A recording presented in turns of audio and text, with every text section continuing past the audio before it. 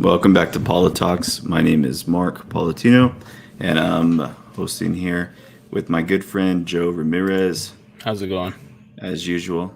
Hey, what's up, Nice. Joe? Good. Can you Liking hear the me? fuzzies behind you. Yeah, Oh I can yeah. hear you now, Yeah. which is surprising because I had some issues with the audio earlier. So Oh yeah. I went through about 6 different headphones and finally found one that worked. Oh damn. Yeah, they're all Technical dead. difficulties all the time. That's how you know it's going to be Always. a good show, though. Yeah, exactly. It is going to be a good show. Um, I was actually really intrigued when we were talking about topics about tonight too, because I thought those were really good topics to kind of look into and start addressing. So um, I was going to bring up the first topic right away because I know it's already kind of late, but talking about building legacy, and I thought this was a really good topic that you brought up because from the perspective of a father.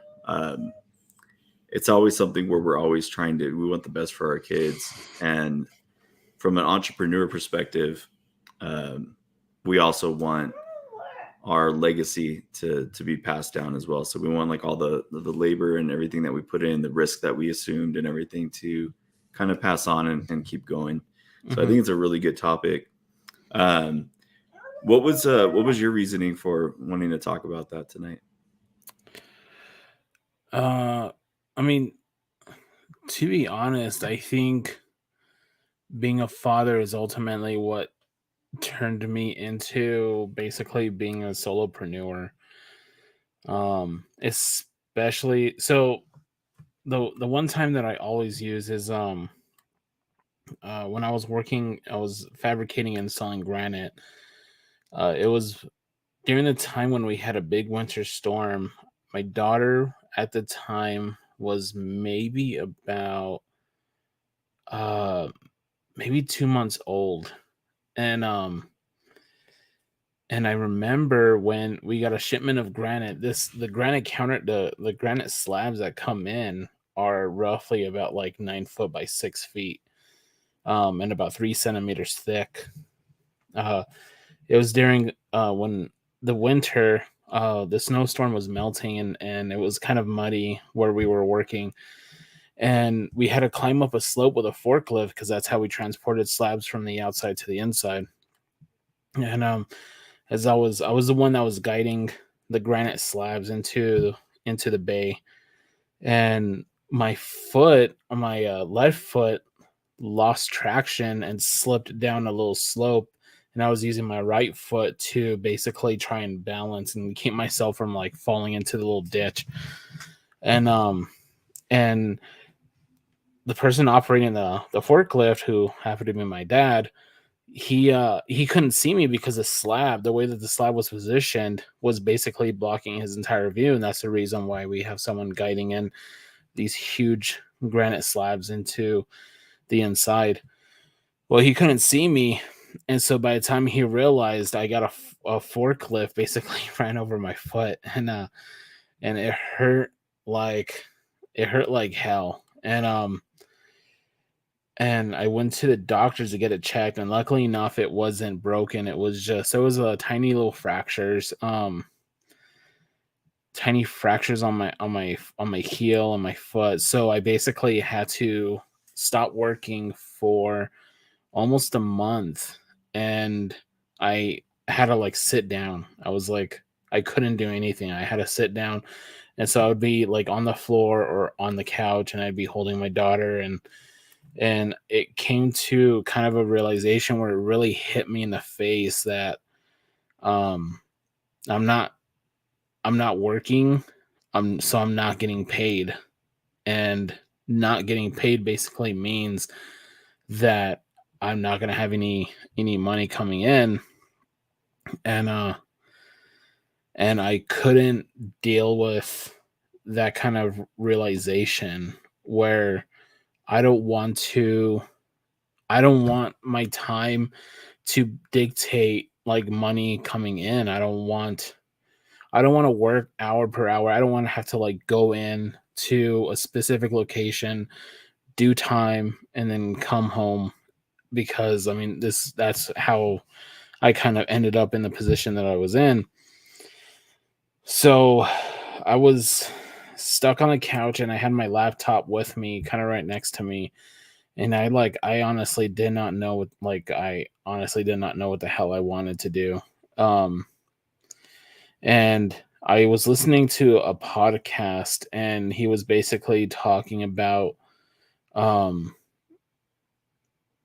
about basically controlling your destiny, controlling your actions. Like, no matter what situation that you're in, there's always going to be an opportunity to make your life better. It may you may feel like it's like the saddest situation, or the most depressed situation that you're in, but you always have to look in a way where it's going to be like, you always kind of look for a door, because there's always a door that leads to a better opportunity. Is exactly what I did.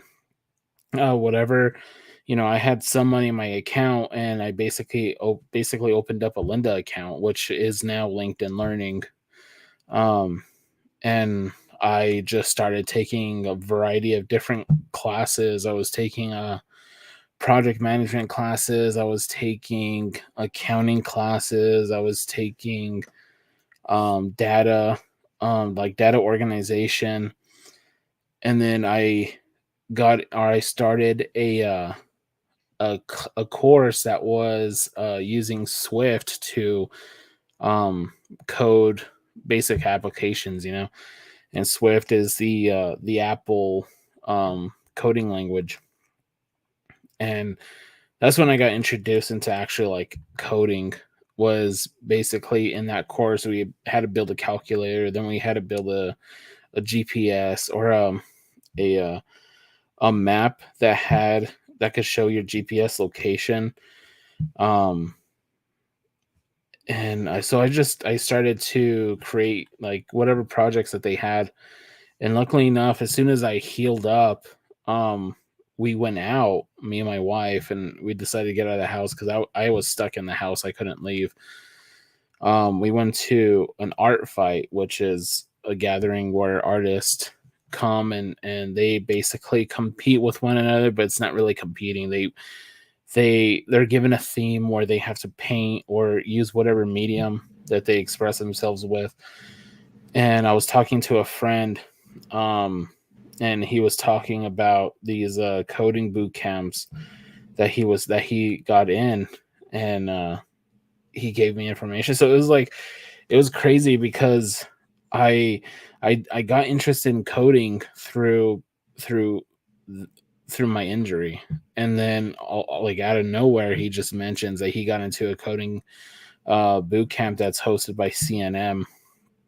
And then that's kind of how my entire journey started. Was just through that injury, and really just trying to focus on what I could do, like how I could turn the situation around where I'm not doing anything. I'm just at idle, not making any money, feeling kind of depressed, and looking at my daughter, and kind of like having that realization where like I don't want to be responsible for her starving, or her not having any money for food or for clothes or anything like that. Yeah, no, that's important. And I think that's kind of a kick in the pants for anybody who's kind of struggling with the idea of either starting up a business, um, or even scaling, or going to a different level, especially when you're in a career, or let's say just a job, where Mm-hmm. you're you're making a steady check, and it's hard for people to turn away from that, because there's a lot of risk involved when you have a business. It doesn't matter if you're doing, like you mentioned, solopreneurship, um, or you're trying to scale up to this massive level. I mean, regardless of what level you're at, it's going to have risk. And I think that's one of the biggest things, is that Because I had a similar situation. It wasn't with like well, it was a physical injury, but it was because of COVID. So it was when I got COVID really bad, and I was in the hospital. And thankfully, I was still getting checks from work and stuff, but at the same time, I was in and out of the hospital, and so I didn't get a check for, I want to say it was like 2 months. Mhm. And so we had to end up getting doing like a GoFundMe and trying to get some help to make it, and so if you know me, I'm not the type of person that likes to take, I don't like to take like handouts. I don't like to owe people money. I don't like to feel like, I'm putting other people at like burdening other people or putting them at a disadvantage. So for me, it was really depressing being in the hospital and not being able to provide for the family and stuff. And I think that was kind of the kick in the pants for me, where it was like, hey, I need to do something. I can't be relying on somebody else to feed my family. So, I mean, it's good that you brought that up, and I think that should be something for. Hopefully, it's not the deciding factor for everybody when they're deciding whether or not to do a business. Like, don't wait for the life or death situation or a physical injury, but it could be a good way to kind of get the ball rolling. Another thing that you were talking about was just the kids and looking at your kids and wanting the best for them too. My kids are ranging. Like I have my oldest living child. So I have a daughter that passed away when she was a baby. Mm-hmm. She would have been 20, I believe, this year. And then I also have my 17-year-old, or she's gonna be 17 next month.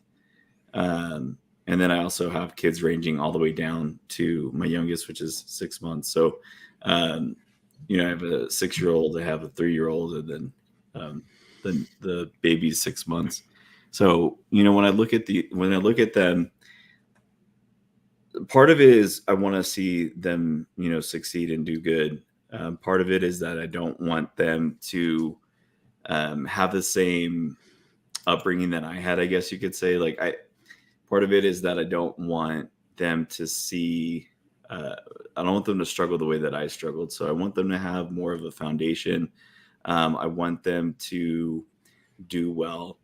And a lot of it is, bringing that foundation into play, because, I think there's a negative stigma when it comes to people talking about like generational wealth and things like this.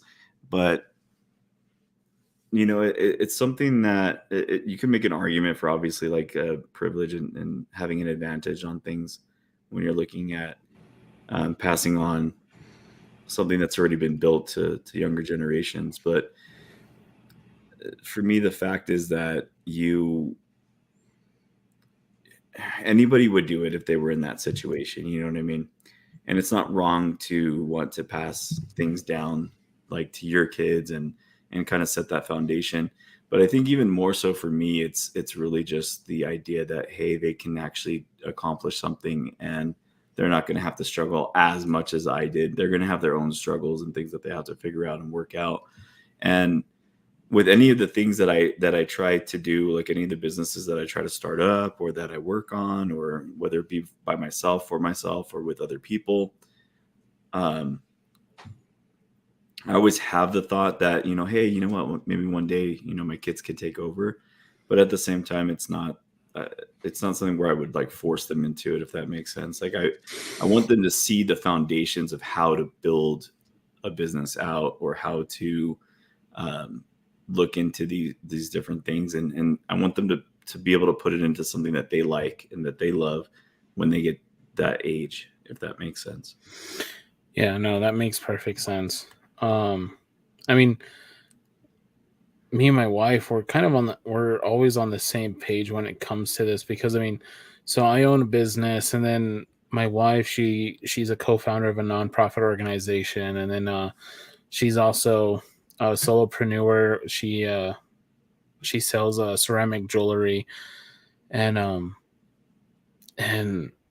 I'm honestly grateful that we're putting our kids through this kind of experience where, I mean, my dad, he owned a business when I was growing up, and this was like back in high school when I started working with him. He started a granite fabrication and installation shop, and a lot of my beliefs about being a solopreneur or starting a business kind of came from that. That was my first introduction into actually like into knowing what it takes um to better your life, or you know, kind of like taking a look at behind the scenes of everything that went on. That was like my introduction into marketing. That was my introduction into sales.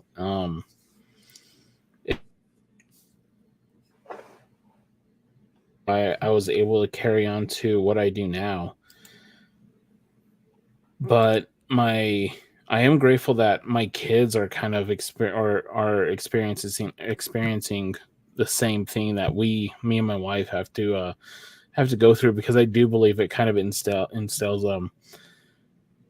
like values about like what it takes and what they're gonna have to do to actually start a business, and whether like I want them to carry on or whether I want them to carry on or do something else, that's fine. I don't really care. Like if they want to take over my business, that's fine. If they don't, whatever. But it's like you said, it's giving them that foothold to create a better life for themselves, especially if it's going to be a better life than I've lived or my wife has lived. I think that's kind of, it's often not recognized, but I think that's the number one thing that every parent should always have to like strive for is, figuring out what you need to do. You may not have an extravagant life. You may not have, uh, you know, 5 cars or, a huge house. But I think what's important is to, get the ball rolling for the next generation. That way they don't have to struggle as hard as you did. Yeah, no, I totally agree. And it's cool because I mean, it's not saying that you necessarily have to like deep dive them into the world of business. There's like little things that I do with my kids, like little projects and stuff. Like for example, with my 6-year-old, I cut out a bunch of like construction paper, and Mm-hmm. I cut out like dollar bills, like green dollar bills. Like green construction paper was dollar bills, and then I cut out little pieces of white that was supposed to be like sugar, and I put them in like in a little baggie, and then I had little yellow circles that I cut out that were supposed to be lemons. And so and we made it a game, and we played a game where basically she had like a certain amount of supplies that she started. And it was like the old game. I don't know if you ever played like way back in the day, the lemonade stand, but it was basically like a tangible lemonade stand where like we cut out the paper and everything, and then she had to like sell the lemonade, and then she had to re-up on her supplies, and so it was cool. Like we had fun, we had a good time, but it's just like introducing little things like that help her to start understanding the concepts of a business and why you have a business and how it works and stuff. With my oldest, when I was in school, we had a project that we did, and honestly, to this day, it was my favorite project, even though I didn't take it seriously at the time when I was in high school, obviously. But basically, what it was it's a like you had to write down all the stuff that you needed, like everything that you wanted, like food, supplies, like clothing, rent. So you have to like look up how much rent is, and you write everything down, and you make basically like a budget, and then you have to go in and be like, okay, like how can I afford this stuff? like that I need. And it gets you to think about life and think about like, okay, why do I need to make money? And are the things that I want actually affordable? Is it something that's tangible? Is it something that I'm going to be able to make? Um, like, can I actually support this lifestyle that I want to have? And so I think that's a huge eye opener too. Um, and then just other little things too. Like depending on how old like your kids are, obviously you could do so many different things. But like with my daughter, I encourage her to read Rich Dad Poor Dad, and they have like a teen version of it too, which I think is cool. If you've never read that book, I think it's a great book by Robert Kiyosaki, and I think it's really kind of a really good foundation for understanding business and how it can work. But again, it's not not so much the process of making your kids like your little clones and having them like grow up and do the job that you set out and stuff. I think on some level we always want that as a parent. Like we want our kids to take after us when we're going down the right path, you know. But even more so, it's just the fact that we want them to be able to be successful and understand how these things work. Yeah, no, I totally agree. That's actually a pretty clever project that I might want to do with my daughter. Because she's kind of like, she had a dentist appointment yesterday, and Hmm. and when we were leaving the dentist, she saw a place right next door, and it was for lease, and she immediately like started talking to me about opening up. She wanted to get that space so she could open up an arcade. And like she was already kind of like laying out the entire floor plan of like what was gonna like where was gonna like everything was gonna go. She had a place mapped out for like the kids area where she's gonna have toys, and then she was gonna have an arcade for like the older kids, and she was gonna have a snack bar, and it's fun to see like her wheels start to like turn whenever she talks about that. And it's in all honesty, it's actually kind of like heartwarming, because I'm like, I get that sense of appreciation that she's actually like learning from us, and not, and like I'm very careful about like making sure that, you know, I don't want to like cap her imagination. Like if she says like she wants to go to the moon or Mars, and I'm like, you know what, go for it.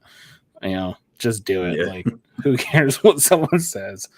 So like I'm very careful about no one capping her imagination about like what she can or can't do, or telling her that it's impossible or anything like that. But it's I don't know, it's weird, it's fun, like it's fun to have kids, and kind of seeing that, and to me it's kind of refreshing, because there's times when I do get so burnt out that I'm like honestly, I don't even know if I could go on like another day. Like there's sometimes I'm just like, I kind of do wish like I just had a job where I could just go to, clock in, clock out, and that's it.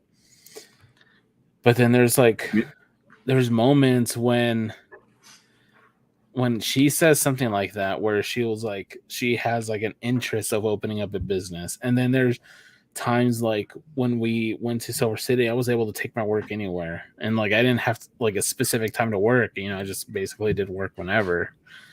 It's times like that. It's like when it helps kind of revitalize me into keeping going. Yeah.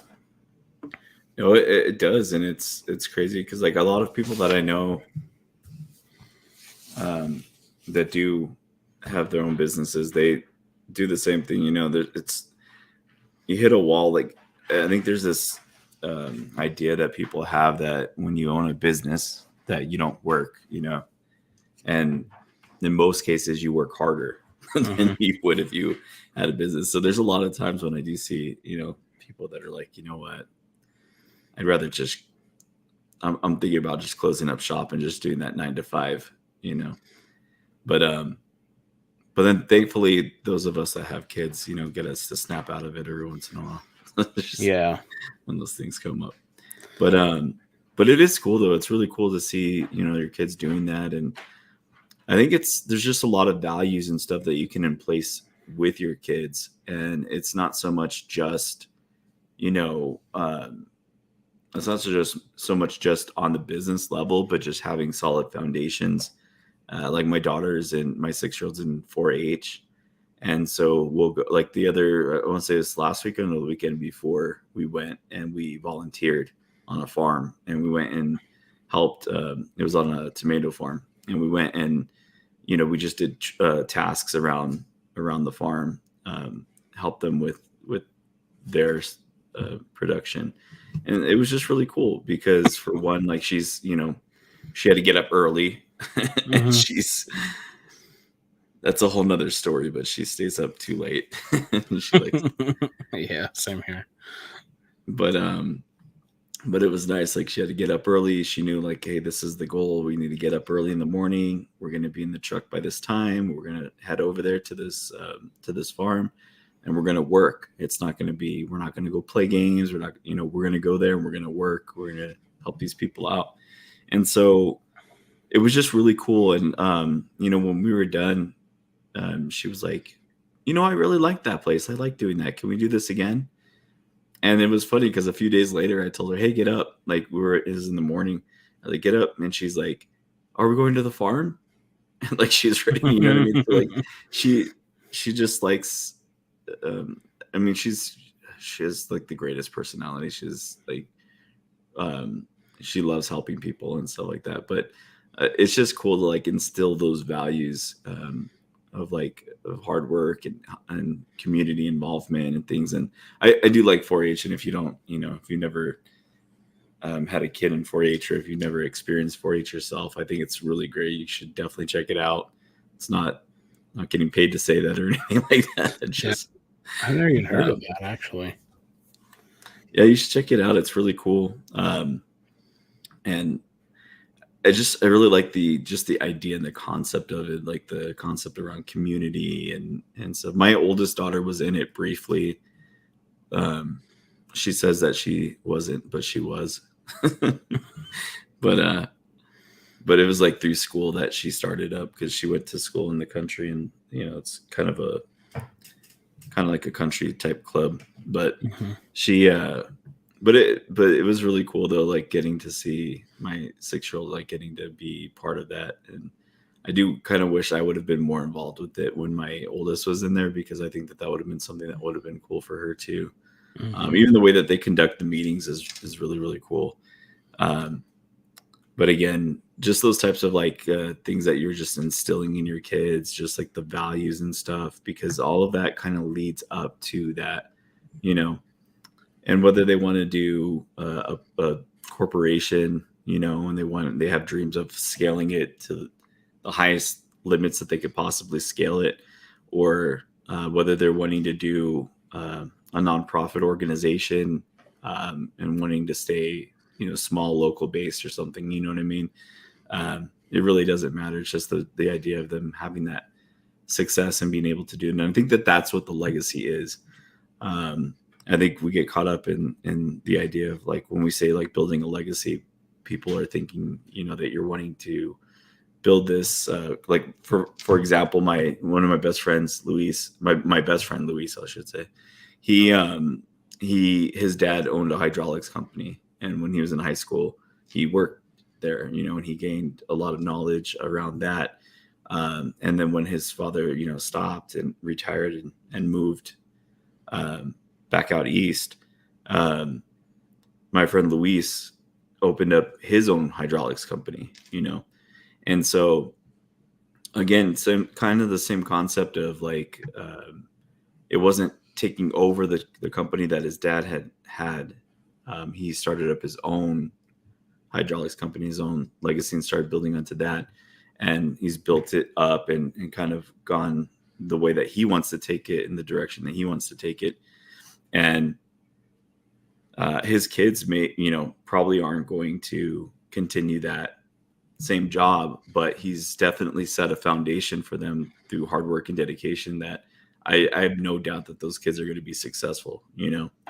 And so I think that's the thing, is that, you know, people kind of mistake the idea of legacy as um, this thing where you're just building and building and building in the same company, when really the legacy is that you're just building a foundation, and each generation it gets easier for the next generation to build on.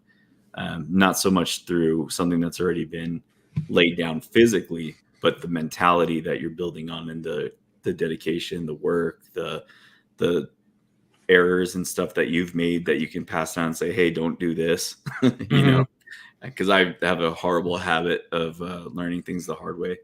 So Yeah. that's something I could tell my kids, hey, don't do this, you know? So I think it speaks a lot to that. And I think that's one of the things to focus on. If you have kids and you're wanting to, or you have a business or both, and you're wanting to kind of continue a legacy, I think that's the most important thing to remember, is that it's not so much the company itself, that entity, that brand, because brands, you know, they rise and they fall, but having that legacy to pass down to your kids, that knowledge to pass down to your kids, I think is what's most important. Yeah, especially in today's business landscape where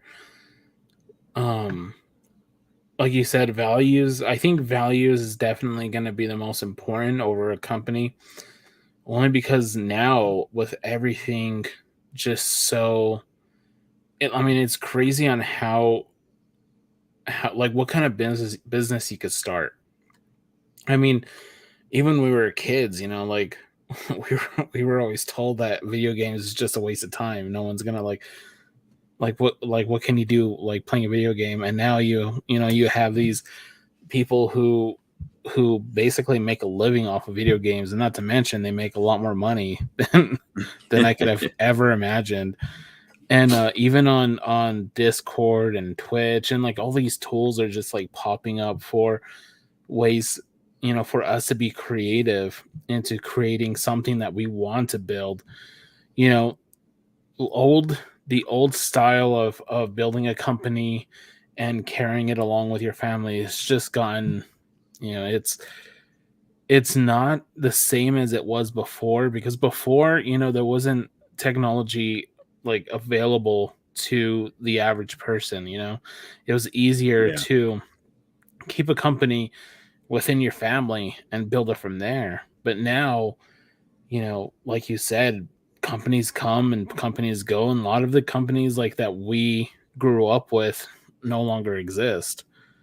And you know, it's a matter of time before like the companies that exist now are no longer going to be here anyway. You know, when our kids grow up. So yeah, I definitely agree that the values is what's the most important thing to instill. Yeah, like you said, I mean, brick and mortar too. Like if you think about brick and mortar businesses, those are few and far between now. I think there's a little bit of a comeback coming from that, but from people just getting upset with like Temu and other companies where they feel like they're not getting what they paid for, even though there's still really good value in those types of companies. I'm not going to lie. You know, it always catches my eye. Their remarketing is ridiculous, but I do see, you know, some of the trends going back into. I personally, I don't really like to shop online too much. I like to go into, you know, local businesses and try to buy locally if I can, and then if not, then, you know, whatever's more convenient at the time.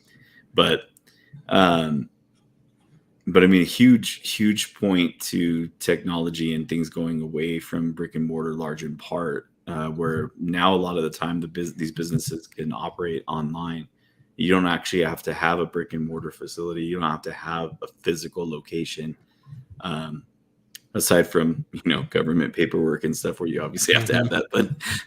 But if it wasn't for that, though, I mean, people wouldn't even need to use that. I mean, for my business, I actually use even my mail goes through. It's an e-box, and so I don't even typically go to a mailbox. It's not like a, the old school like PO box where you get your mail delivered there, your business mail there.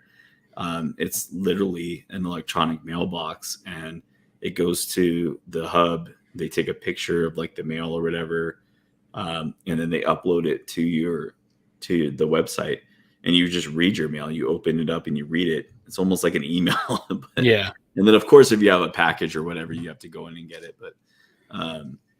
But it's just so much different. Like everything's just going more electronic. And it's funny because you see a lot of parents that are like, oh, if I have kids, I'm not going to let them play on tablets, or the people that do have their kids and they're like, I limit them.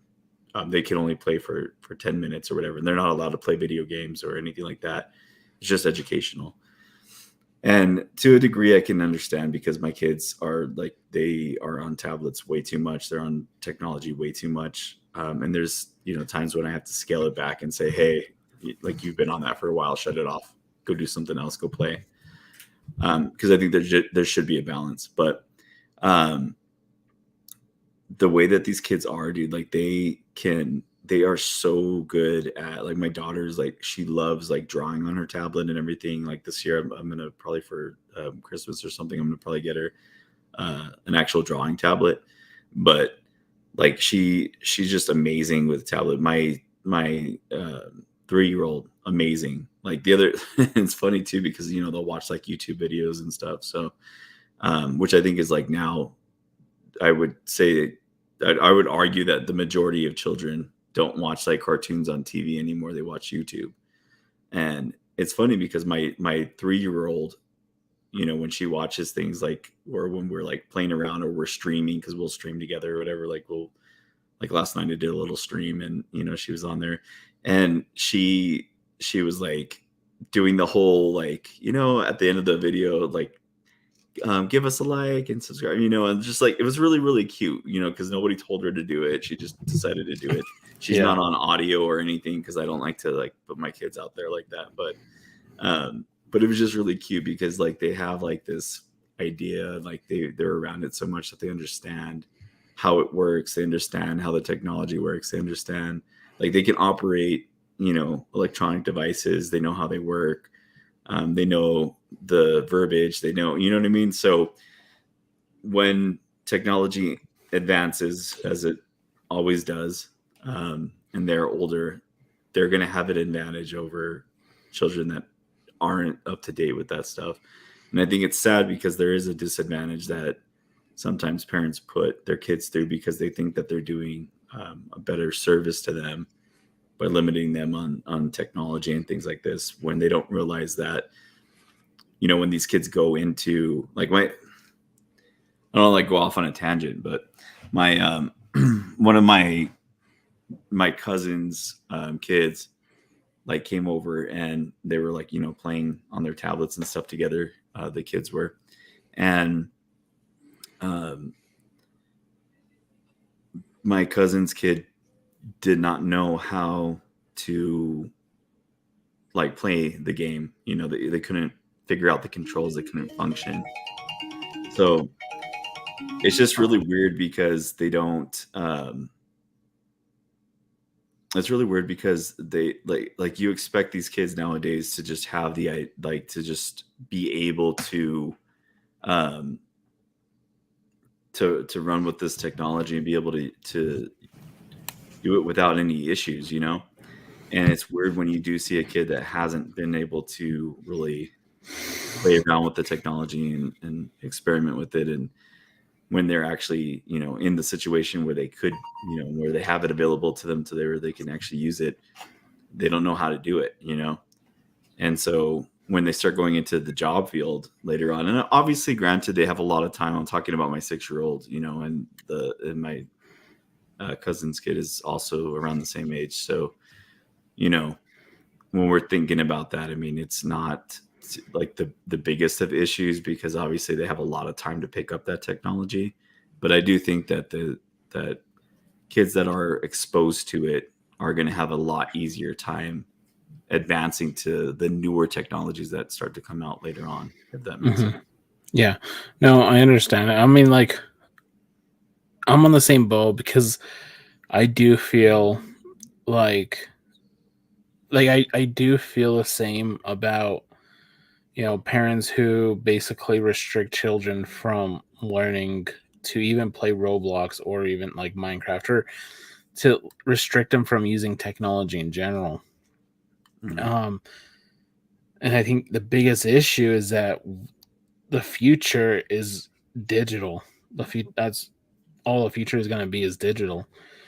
And and I don't so I'm kind of on the same boat with you, where I'm like I feel like my daughter may use a tablet a little too much, but because of the things that she watches and things she does, she's actually gotten into developing her own Roblox levels, or her own Roblox worlds, where she's like actually having to build this, build that, build houses, Yeah. build buildings, putting characters, and it's gotten her to kind of like to creativity, like to build a world that she wants. And now she wants to experiment more with building with VR. And she's 7 years old. And I'm just like, like that's cool. And like, so I'm happy, because like that's exactly what is gonna happen in the future. A lot of things are gonna be VR.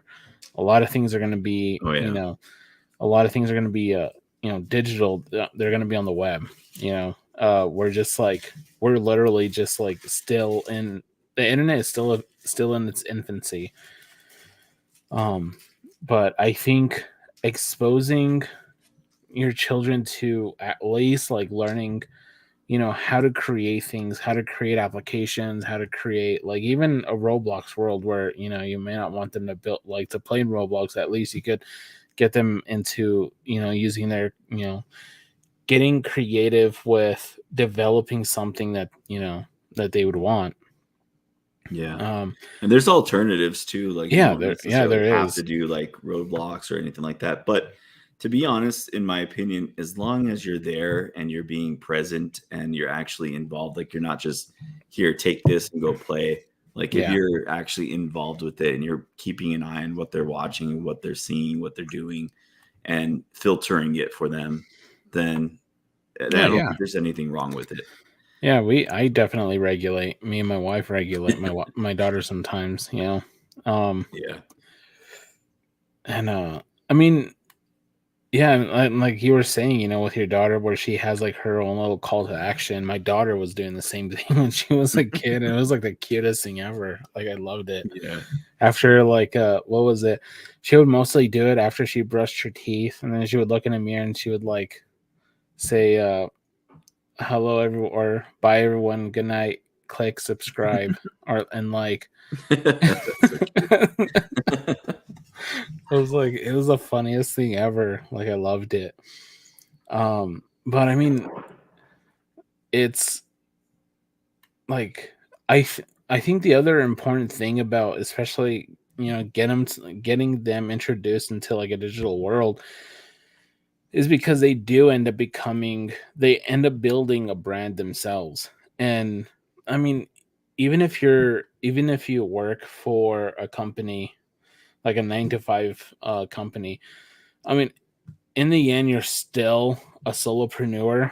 It just means that you're only getting a paycheck from one client, and and not like multiple clients.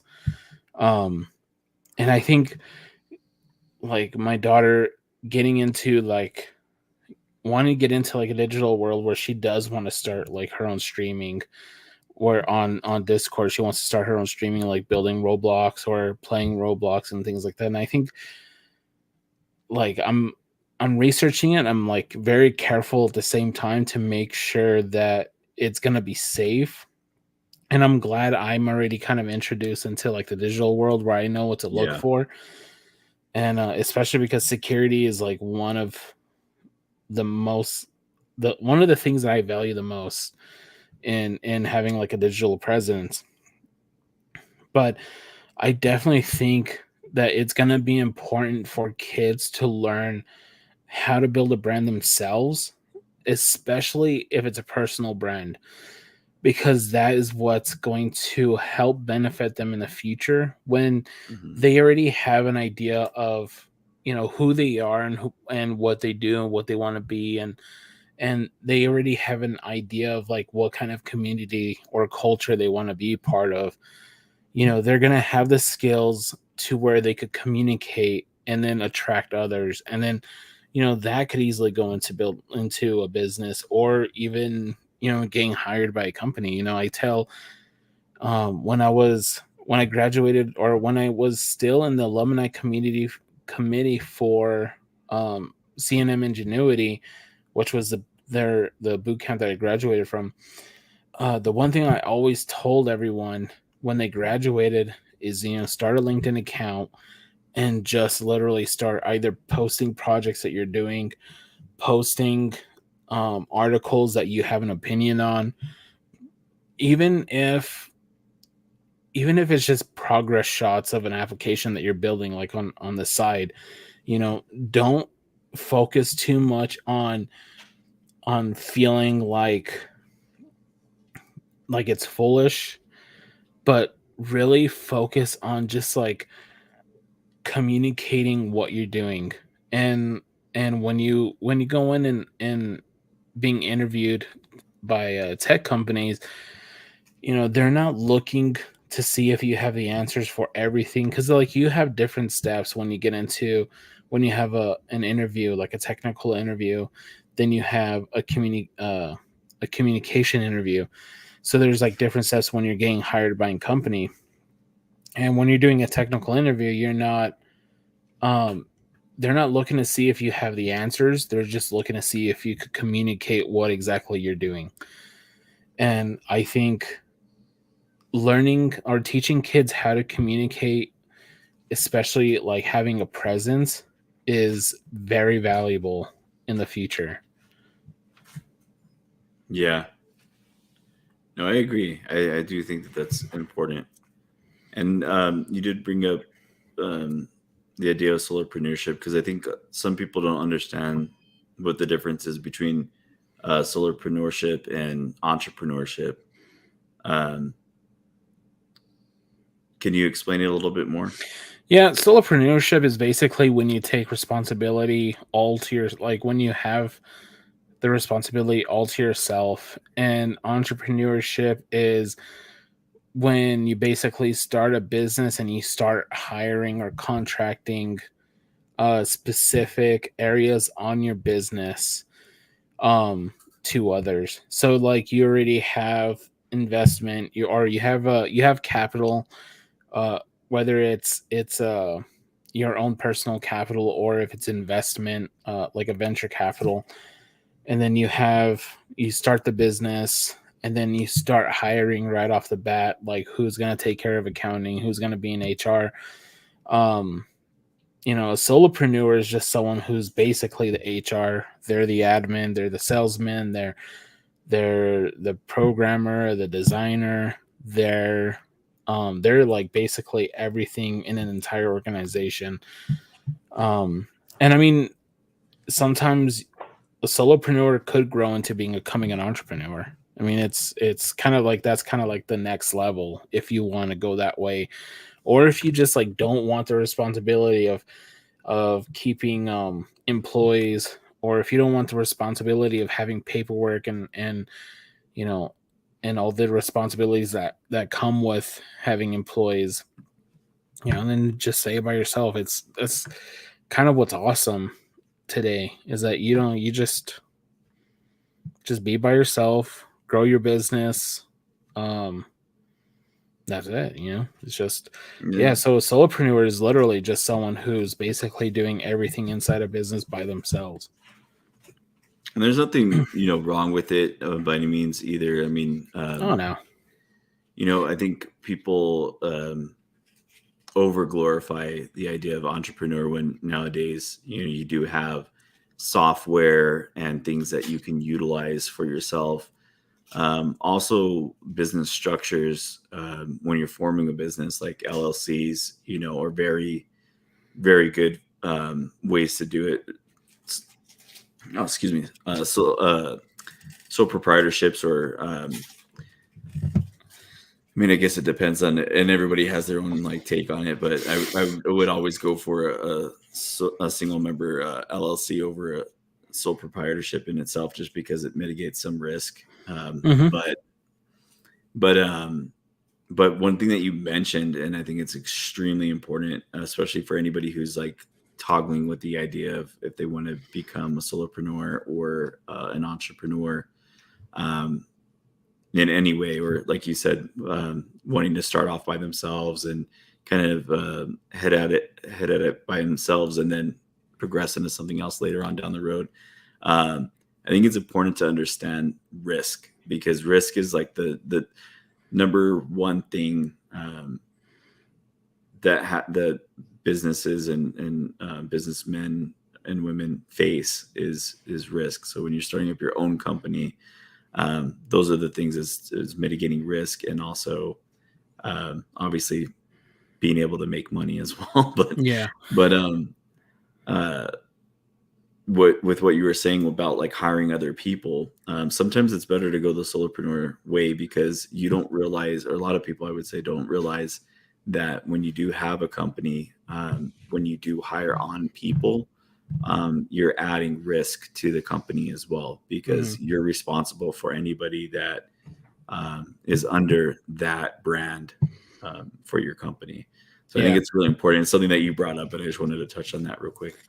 Yeah, I mean, there's pros and cons to, you know, being an entrepreneur or a solopreneur. I definitely think if you're someone who wants that freedom of not being tied down, then I think a solopreneur is always a good way to go. And I mean, there's other words besides solopreneur. There's also like a nomadicpreneur. It's basically where you're not tied down to one location, but like let's say you want to travel. For example, last week we went to Silver City because my wife took a workshop over there. You know, I was able to just basically pack all my things on my computer, you know, whatever it is that I needed, and just went on my way. And I was able to, you know, I didn't have to worry about, you know, telling employees or contractors, you know, we need to do this week. I'm not going to be here, so you know, you so I'm trusting you to make sure that nothing falls apart. And that's definitely like a positive side of being an entrepreneur, where you actually have employees, where you know, you could just like say, hey, you know, can you do this week, because I'll be gone. But like you said, that's risk, because now you're entrusting someone with the steering of the company, and you don't know if something's going to go up in flames, or you don't know if there's going to be any fires that you're going to need to put out when you come back. Yeah. And I mean, yeah, risk is also the biggest thing that you have to think of. But I think the one thing that COVID taught us was there is risk no matter what it is that you do. And I think in my eyes, it's the most riskiest thing that you could do is rely on a company uh, for a paycheck, for money flow. Um, I think that is one of the biggest risks that you could take um, nowadays, because, you know, the thing that COVID taught us is that a lot of businesses were shut down. A lot of people Yeah. were relying on having a paycheck from a company. And, you know, when everything shut down, you know, they got laid off. And then it was like, well, now what? You don't have any. They were caught in the same situation that I was when I got injured. And I was like, I'm totally grateful that I got injured before COVID, because I was like, it it it was really heartbreaking to hear some of the stories that, you know, the things that people had to go through. You know, they weren't sure if they were going to make rent. They weren't sure if they were going to have groceries for their kids. And I was like, you know, I was put in a situation where I still had work coming in. I still had money coming in. And so it was almost as if like it didn't affect me as much as it did, you know, being employed. Yeah. And so I definitely think, you know, like I think to me, having the risk of being employed by one company, basically having one client, is riskier than, than having multiple clients. With multiple clients, you get multiple income paths coming towards you instead of just having one stream. Yeah.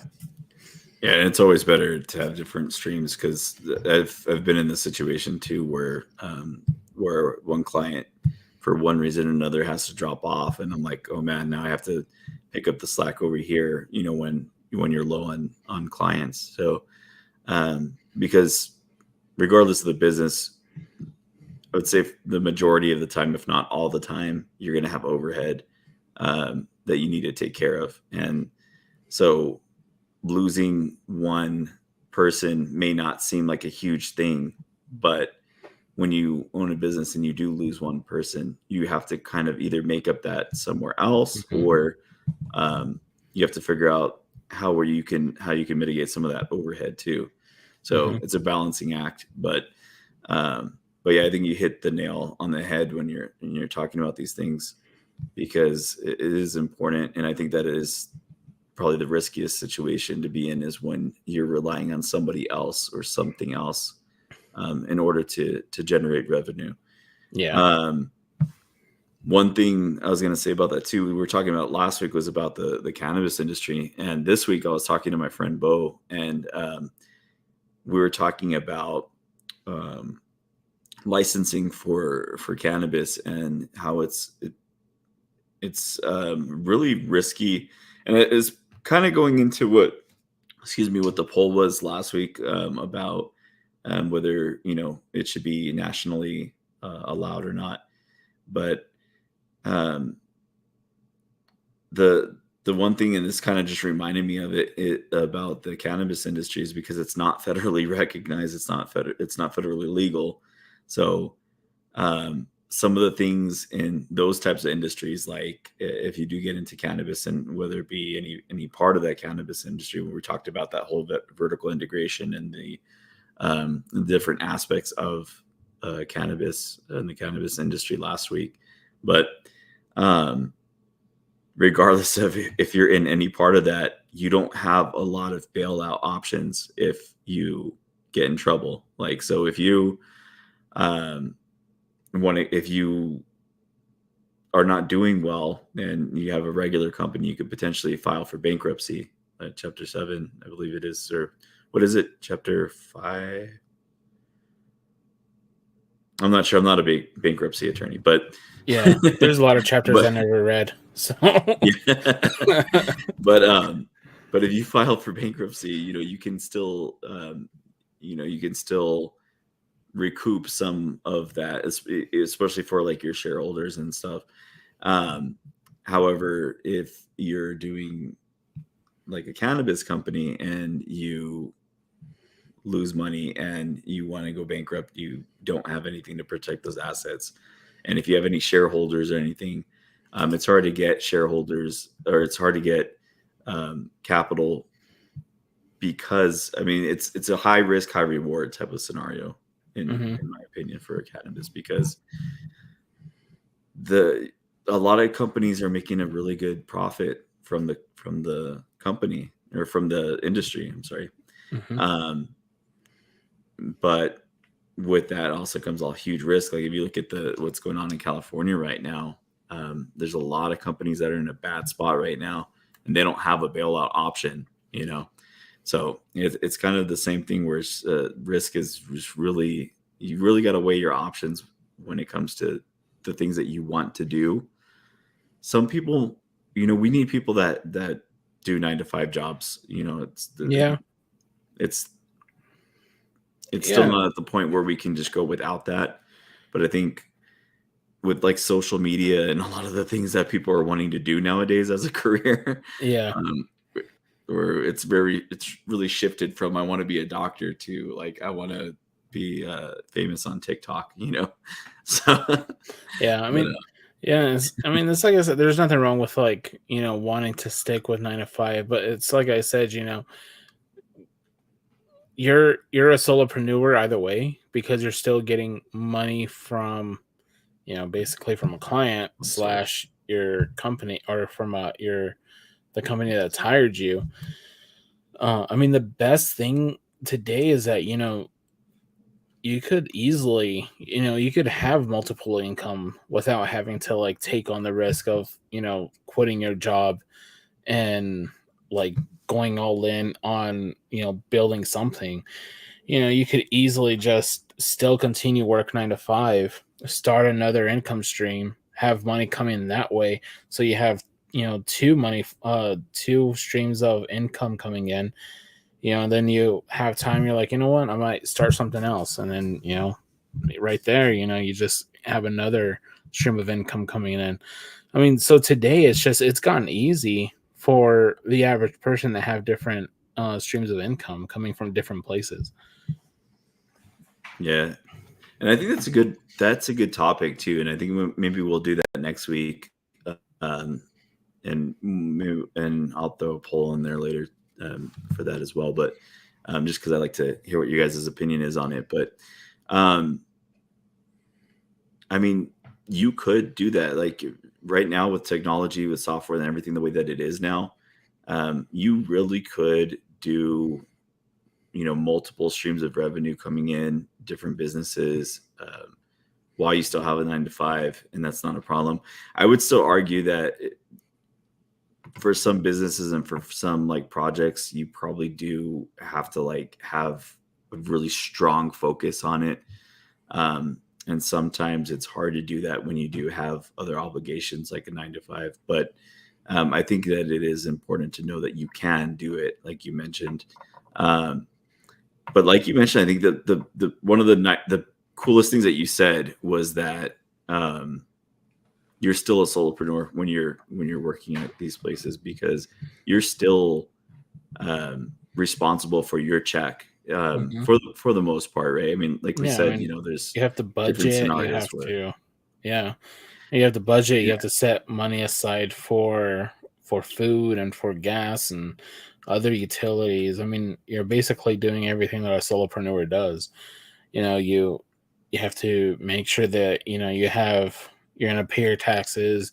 You have to make sure that you have basically FU money.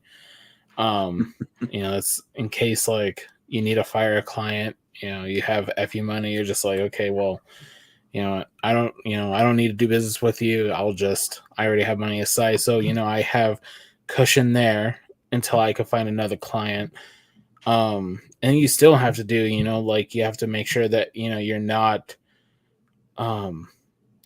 hemorrhaging money in a business. So, I mhm. mean, it's the same thing. Yeah.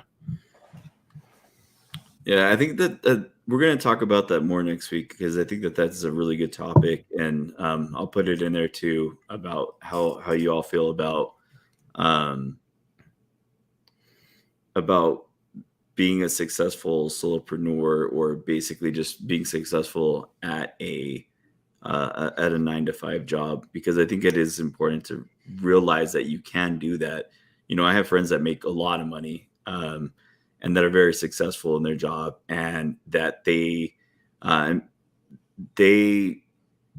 budget their life in a way that they can afford it, and they can have the type of life that they want to have. And I think that's the most important thing.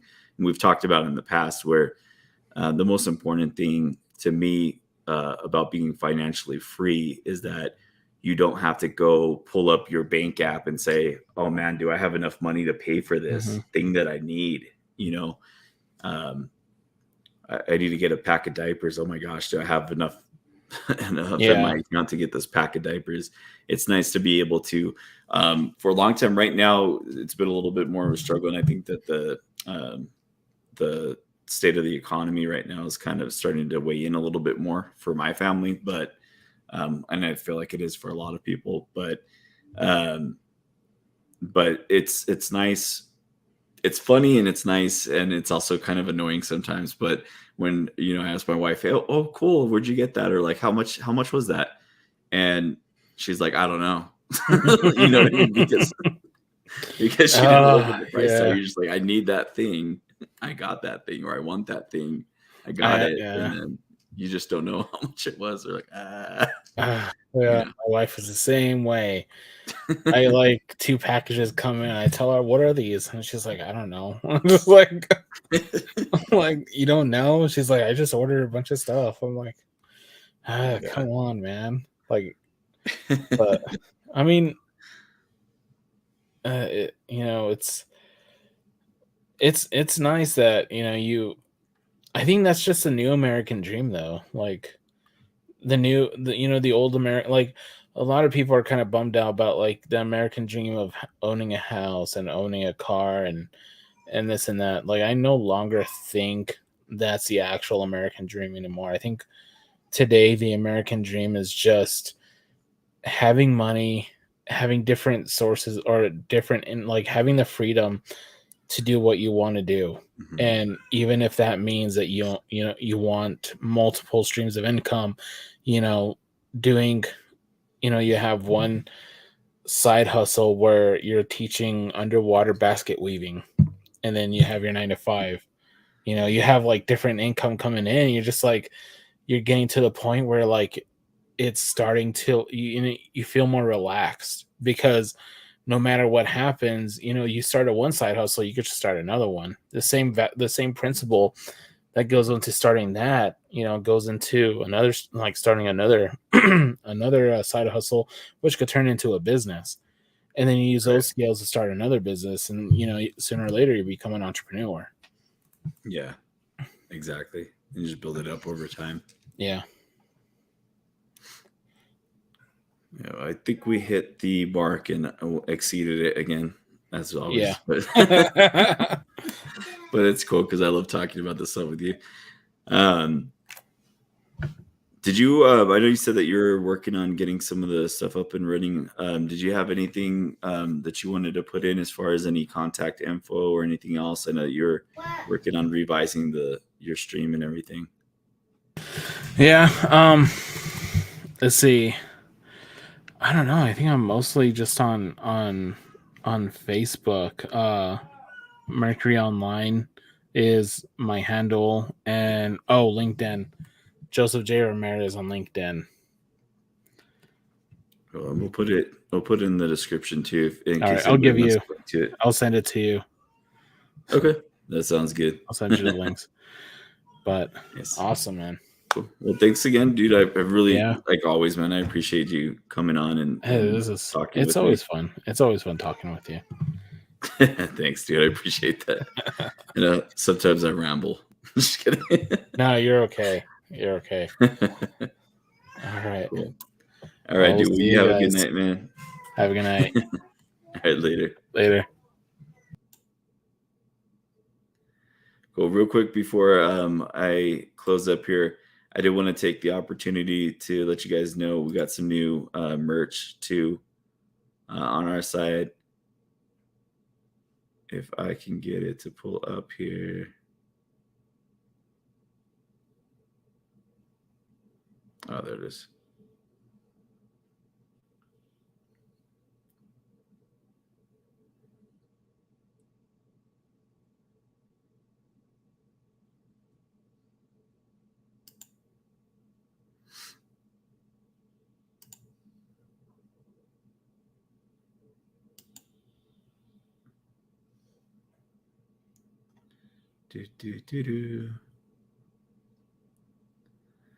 I had that stuck in my head from yesterday. I was streaming with my kids, and I don't know why, but I just had that stuck in my head. Anyway, merch right here. Got some nice stuff to look at. Let me make it a little bit bigger real quick. There we go.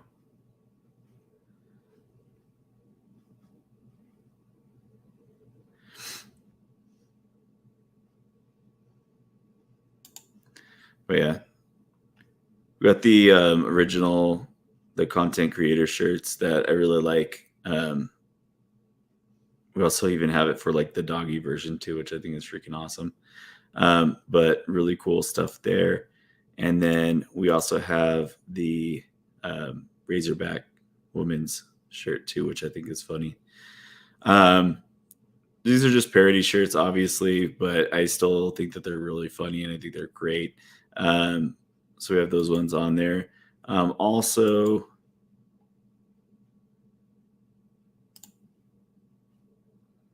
let me find a new one because we just brought some new stuff on there too.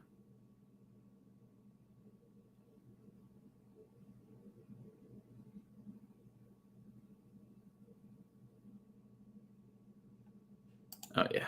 Okay. These are the ones that I wanted to show. So these ones are the brand new Let's Talk shirts. It's kind of become an unofficial motto. So I really like these ones. These ones are just the $29.99. Also, still have some promo codes that you can use. And then we have the unofficial logo, temporary logo that we're calling it. If you guys want to get these ones early on, because at some point we're going to take them off. But right now, just a lot of cool things. If you want to help to support the stream, we really appreciate it. Also, you can still go to Patreon. So patreon.com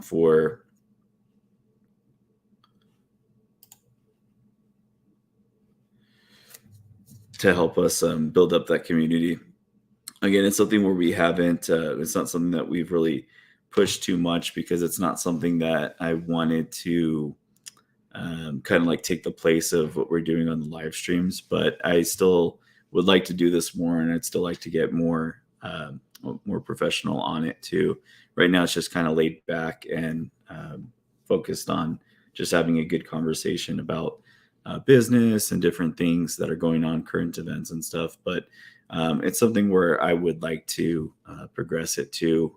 So again, if you guys want to take advantage and help us out, this is one of the best ways to do it is through the merch shop or through Patreon, just becoming a subscriber there. You can also follow us and subscribe on Twitch and also on YouTube as well. We also are getting the audio uploaded now for Spotify, so on the actual audio podcast, and we're building up the webpage for that as well. Everything, of course, you can link to really easily. We have at the pilotalks.com website. It's probably the easiest way to get to all the other links. We have our polls on there, previous episodes, audio episodes, everything's going to be listed there as well as links to both the YouTube page and to the Twitch page. So biggest way to go, best way to go, pilotalks.com. Otherwise, though, I really, really appreciate you guys taking the time to listen, watch, join in the conversation. We really appreciate it. And other than that, thank you for your time tonight. And you guys have a great rest of your night. And thanks for tuning in.